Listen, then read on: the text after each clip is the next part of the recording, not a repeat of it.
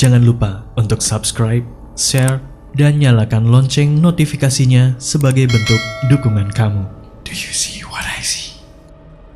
Assalamualaikum warahmatullahi wabarakatuh. Halo warga Sukawedi. Kenalkan saya Pak D. Alvan dari channel Dongeng Tengah Malam. Bisa dicari di YouTube dan Spotify ya. Di sana sudah ada ya kira-kira 100-an lebih lah dongeng horor. Jadi monggo mampir ke channelnya Pak D di Dongeng Tengah Malam.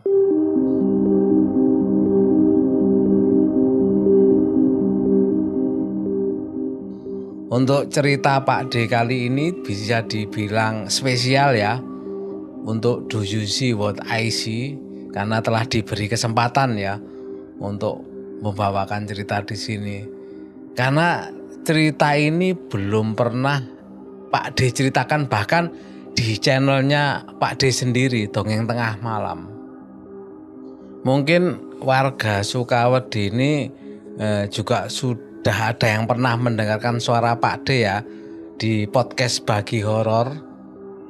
Di sana juga belum pernah Pak D cerita soal cerita yang satu ini. Baiklah, kita langsung ke ceritanya. Cerita ini Pak D alami sekitar awal tahun 80-an. Di mana setelah lulus SD, saya kan meneruskan sekolah ke SMP. Tahun segitu, sekolah SMP kan tidak di semua kecamatan ada, khususnya negeri ya. Karena kebetulan saya diterima di sebuah SMP negeri yang bisa dikatakan favorit lah. Karena SMP negeri ini yang paling dekat dengan rumah saya.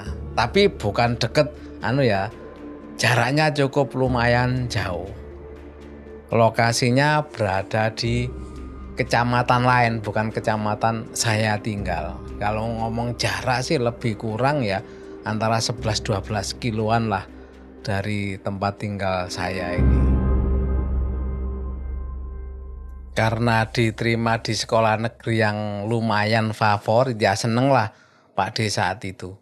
Tapi sayangnya untuk masuk ke sana kelas 1 itu masuknya itu harus masuk siang. Karena enggak tahu keterbatasan kelas atau gimana. Sedangkan kelas 2 sama kelas 3 itu masuk pagi. Jadi pertama kali masuk SMP itu harus masuk siang dan pulangnya sekitar jam 5. Itu kalau mau pulang seandainya ditempuh dari rumah ya, itu akan sulit untuk mencari kendaraan umum. Karena zaman segitu kendaraan umum kan nggak kayak sekarang banyak ya. Kalau dulu terbatas sekali jumlahnya.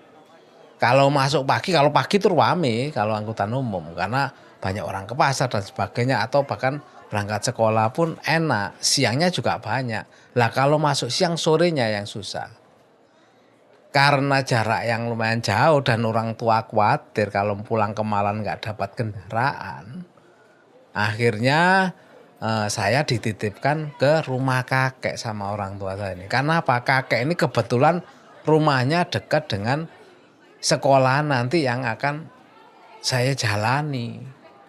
Bisa ditempuh sambil naik sepeda angin lah, sepeda ontel ya istilahnya ya. Ya udah ngikut aja lah kata orang tua. Sampai pada hari sekolah itu kan besoknya kan harus sudah mulai pelajaran sekolah ya. Sudah masuk sekolah. Otomatis kemarinnya kan diantar sama orang tua sore itu. Jadi sore itu diantar orang tua ke rumah kakek. Kebetulan kakek ini memang tinggal berdua aja sama nenek. Anak-anaknya sudah keluar dari rumah, sudah banyak yang berkeluarga, bahkan yang belum keluarga kebetulan memang sekolah di luar kota, makanya harus ngekos. Jadi di rumah itu hanya tinggal kakek sama nenek aja. Sebagai gambaran ya, rumah kakek saya ini. Jadi rumahnya itu bukan di pinggir jalan. Itu rumahnya masuk dari jalan raya, itu masuk lebih kurang ada 100 100-150 meter lah rumah dari jalan raya. Dan jalan itu memang itu tanahnya kakek semua. Jadi rumahnya memang agak masuk dan di sana hanya rumah kakek sendiri. Nggak ada rumah lain. Nah kebetulan kakek juga di depannya itu membangun masjid kecil ya. Saya bisa katakan itu masjid walaupun kecil karena apa?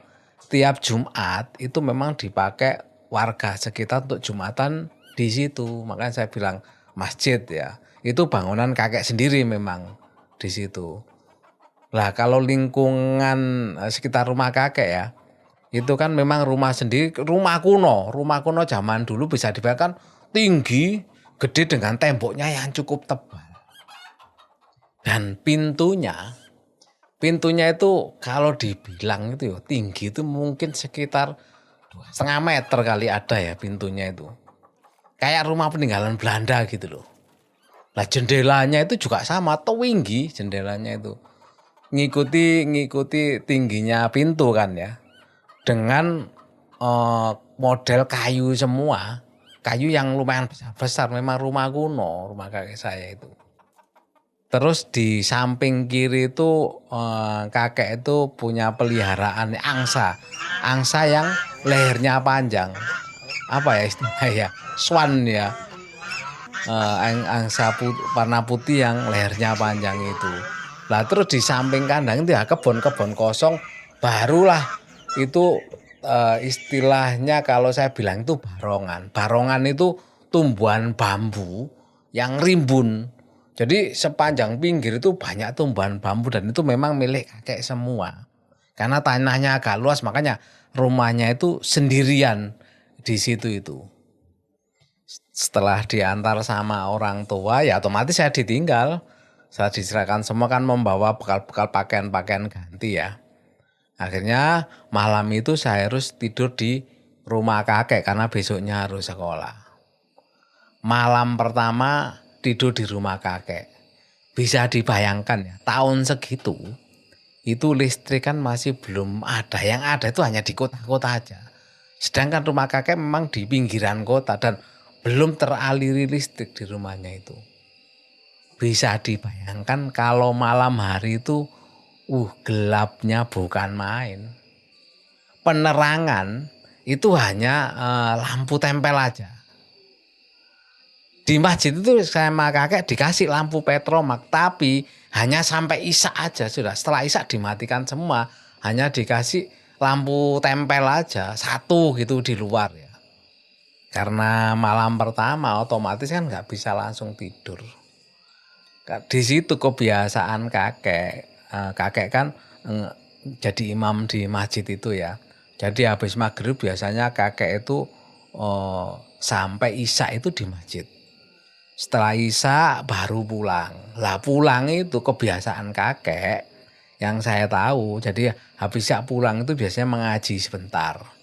Mengaji mungkin sampai jam 8, setengah jam atau 1 jam itu mesti kakek saya ini. Mengaji barulah tidur. Lah untunglah malam pertama kan masih dengar suara kakek mengaji. Jadi habis isya sudah masuk kamar, nggak ada kegiatan apa-apa. Mau kegiatan apa? Wong malam gelapnya dan penerangan di dalam rumah kakek setelah isya ya memang hanya lampu tempel aja. Jadi lampu tempel ditaruh di meja ruang tamu itu biasa dipakai kakek ngaji biasanya. Di ruang tengah ada sih, tapi malam bisa dimatikan hanya satu aja penerangan di ruang tamu itu aja. Sampai nggak terasa, alhamdulillah ternyata bisa tidur juga malam pertama di rumah kakek. Sampai pagi kan masuk siang ya, jadi pagi nggak ada kegiatan, hanya melihat nenek masak. Kebetulan memang kalau pagi itu ada yang membantu nenek masak. Jadi ada orang pagi bersih-bersih, masak, dan habis itu ya pulang. Sore nggak ada lagi ya, tinggal cuma kakek sama nenek aja di rumah itu. Hari pertama saya lalui di rumah kakek, alhamdulillah nyaman-nyaman saja. Sampai seminggu kemudian 2 nggak ada masalah. Cuma ada yang jadi akhirnya saya ingat. Jadi kalau malam pernah suatu ketika saya ini terbangun malam hari. Nah, tahu kenapa tiba-tiba saya kok merasa terbangun karena ada suara berisik. Nah, berisiknya itu kan saya ceritakan tadi ya, kakek itu memelihara angsa di samping kiri rumah. Itu kalau nggak salah mungkin tengah malam, saya juga nggak tahu jamnya. Yang pasti waktu itu kondisinya sepi, tiba-tiba ada suara angsa tuh ribut saling bersaut-sautan. Suara angsa kan kau kan gitu. Saling bersaut-saut, saya juga nggak tahu kenapa. Itu ya lumayan. Saya dengar itu ya mungkin hampir 15 menitan lah ada ya. Sampai saya tertidur lagi, tak anggap ya mungkinlah ada binatang lain atau apa ya. Dan itu terjadi kayaknya loh ya. Karena tiap malam kan saya juga nggak terbangun ya. Tiap kali terbangun atau mungkin saya terbangun karena berisik suara itu juga saya nggak tahu. Beberapa kali saya mendengar suara itu. Tapi saya anggap ya sudahlah, tak anggap nggak ada apa-apa.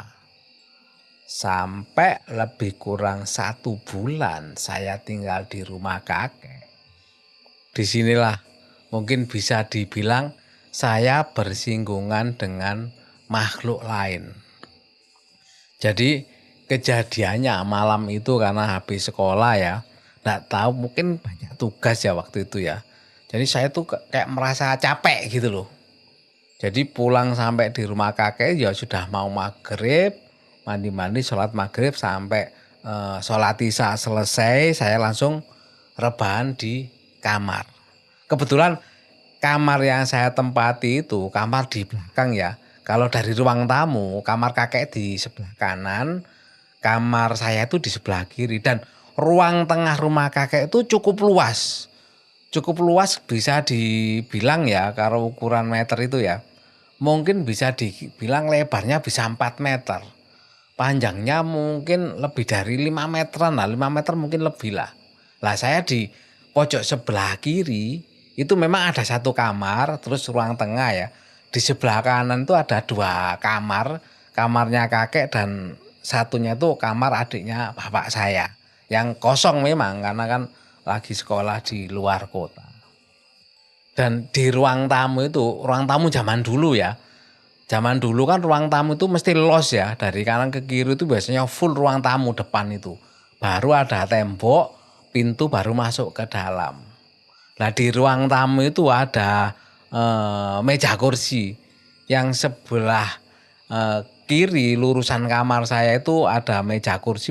Di sebelah kanan itu ada meja kursi dari kayu ya. Biasanya memang di situ dipakai tempat kakek saya kalau mengaji. Jadi kalau keluar kamar biasanya kelihatan meja itu dari kamar yang saya tinggali. Jadi kakek ngaji apa, biasanya saya mau masuk kamar gitu ngelihat kakek ngaji di situ. Kembali ke cerita ya. Jadi malam itu karena kecapean, habis sisa saya langsung masuk kamar, langsung rebahan, tertidur. Lah perasaan saya waktu itu tidur nggak lama kok, perasaan loh ya. Jadi habis tidur nggak lama itu kok saya merasa pingin buang air kecil. Lah kalau buang air kecil, kamar mandinya kan ada di belakang. Biasa rumah zaman dulu kamar mandinya kan mesti di luar rumah di belakang. Jadi harus keluar dulu rumah baru kamar mandi. Keluar dari belakang loh ya. Itu memang rumah zaman dulu rata-rata seperti itu. Begitu juga rumah kakek saya itu. Saya merasa tidur sebentar, pingin banget ya saya keluar lah. Begitu keluar kamar kan saya dengar ada, jadi terdengar suara nggak keras. Jadi suara seperti orang ngaji gitu, tapi nggak jelas ngaji apa saya nggak jelas. Otomatis sambil ngantuk-ngantuk saya kan ngelirik ke ruang tamu. Lah di situ kan kelihatan ada orang lagi menghadap ke meja sambil ada lampu tempel yang agak ya biasa lampu tempel warnanya kan nggak putih ya, agak remang-remang gitu ya. Maaf, saya cerita ini sampai agak merinding ya, masih mengingat masa lalu pada masa itu. Saya melirik, waduh kakek ya sudah saya merasa, oh mungkin masih sore ini berarti. Saya memang tidurnya kan sebentar. Merasa kan ada temennya juga. Berarti saya kira kakek masih bangun, ya udahlah saya langsung ke belakang. Lah kondisi waktu itu ya memang gelap. kalau zaman itu ya jam 8 maupun jam 1 rasanya bedanya nggak terlalu jauh, sama-sama gelapnya. Saya langsung ke kamar mandi belakang, habis kencing ya sudah saya kembali. Nah pada waktu kembali mau ke kamar lagi itu saya masih mendengar sepertinya masih kakek saya masih ngaji gitu loh. Ya udah saya masuk. Begitu mau masuk kamar, mau ke pintu ya, masih di luar kamar ya.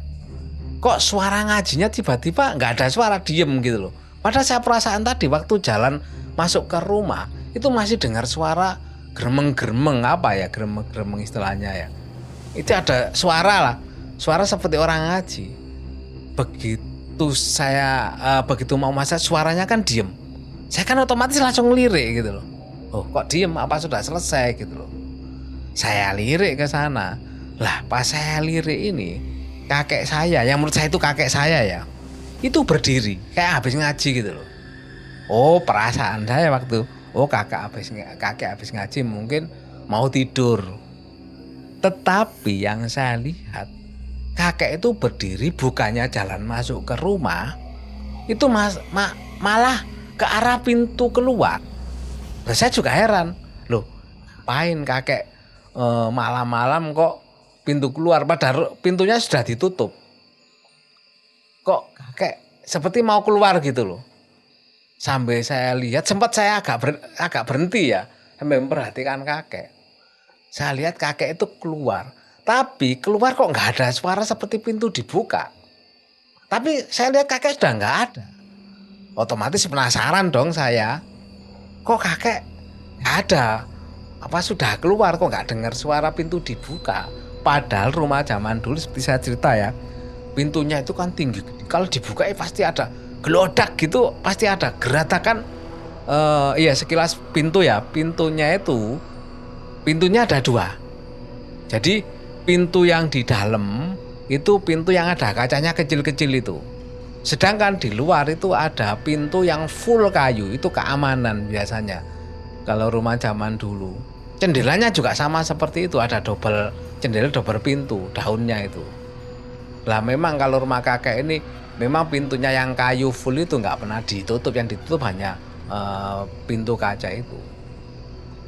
Melihat kakek sepertinya keluar kok nggak ada, atau saya penasaran, saya itu langsung jalan ke depan walaupun agak ngantuk-ngantuk ya, cuma penasaran ngapain kakek keluar. Akhirnya penasaran, jalanlah saya ke ruang tamu sambil ngintip lewat kaca. Lah di luar kan gelap, otomatis saya cari-cari kakek itu, kok nggak ada orang. Padahal sebentar loh, begitu kakek keluar saya penasaran, saya langsung jalan ke depan. Itu nggak ada siapa-siapa. Tetapi anehnya, padahal tadi kan nggak ada, hening tadinya itu. Habis suara menurut saya ngaji tadi nggak ada, itu hening.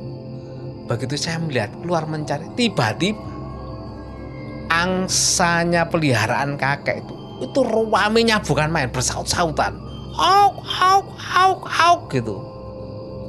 Saya juga heran, apa kakek yang lagi melihat angsanya atau memeriksa angsanya. Lah saya lihat keluar kan nggak kelihatan kakek. Tetap saya lihat, saya cari-cari sampai kan suaranya ribut ya. Maaf ini saya sampai merasa bulu kuduk saya berdiri nih, saya cerita, mohon maaf ya, mungkin agak tersendat-sendat. Sambil suara angsa itu bersaut-sautan, tiba-tiba saya mendengar itu ada seperti suara ketawa.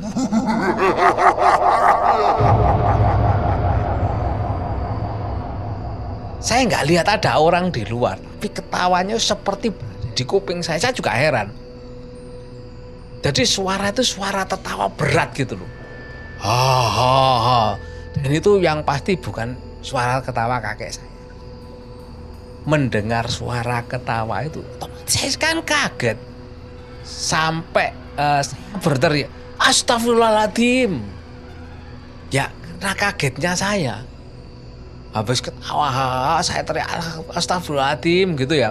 Itu suara saya masih bersaut-sautan.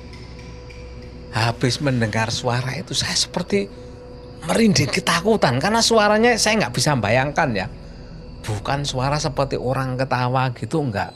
Jadi suara ketawa, suara seperti ingin menakut-nakuti gitu. Dan bener, saya memang takut pada waktu itu mendengar itu. Makanya saya sampai berteriak. Nggak tahu teriakan saya itu didengar apa enggak sama kakek saya.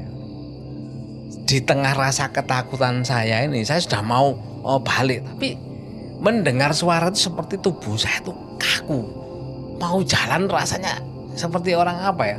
Kalau tertegun kan diem. Ini seperti saya itu sulit bergerak gitu loh. Sampai saya mendengar pintu kamar kakek saya seperti dibuka, klerek gredek. Buka, ternyata kakek saya keluar dari kamar. Dan betapa kagetnya saya. Karena tadi benar-benar saya melihat kakek saya itu sepertinya keluar. Dan sekarang kakek saya itu baru keluar dari kamar sambil melihat saya. Loh, ono apa le? Kowe kok di pintu bengi-bengi ngene? Maksudnya kenapa kamu kok di depan pintu malam-malam begini? Apalagi tadi kan kelihatan kalau saya masih di pintu ya, belum sampai masuk ya. Dan saya waktu itu tidak bisa menjawab apa-apa dari pertanyaan kakek. Dan rasanya darah ini seperti darah ini sudah kayaknya sut gitu, seperti sudah nggak ada darah saya ini. Perasa wajah ini seperti dingin badan ini. Mungkin kakek tahu itu ya.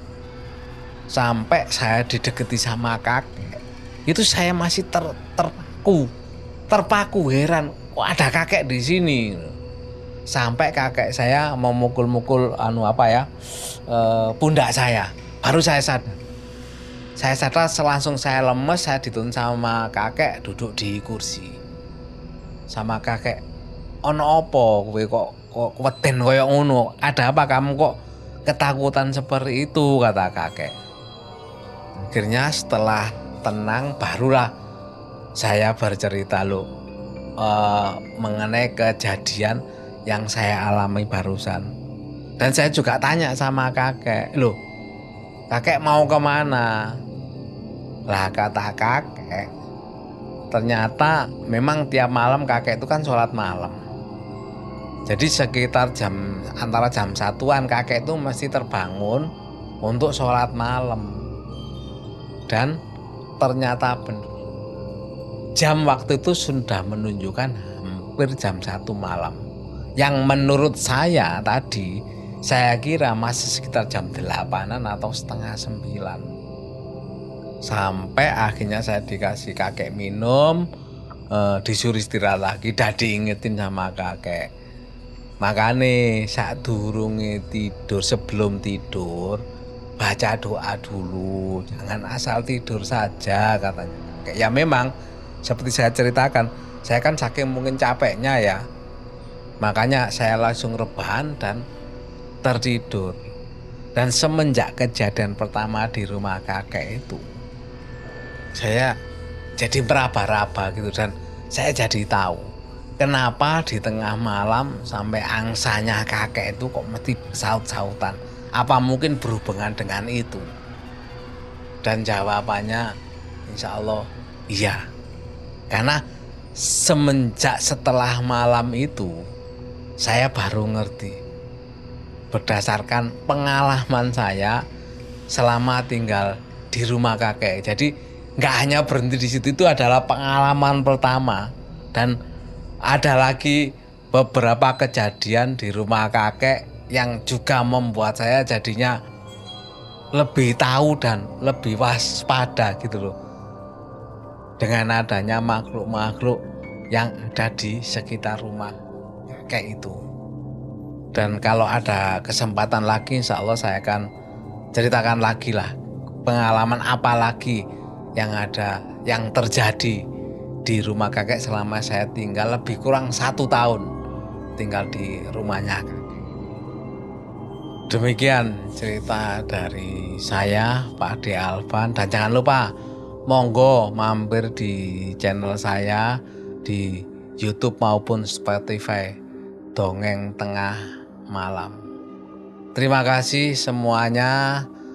telah mendengarkan cerita saya dan saya akhiri. Wassalamualaikum warahmatullahi wabarakatuh.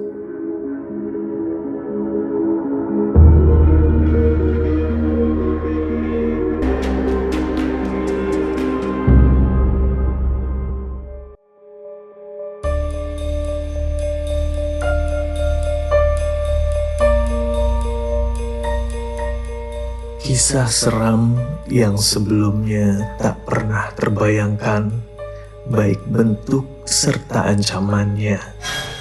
Simak dan rasakan sensasi ketegangan sebuah pengalaman horor yang dikemas secara berbeda. Kisah horor The Secret Rihanna. Podcast original Spotify mulai 6 Agustus 2020 dan akan selalu hadir setiap hari Kamis. Gratis hanya di Spotify.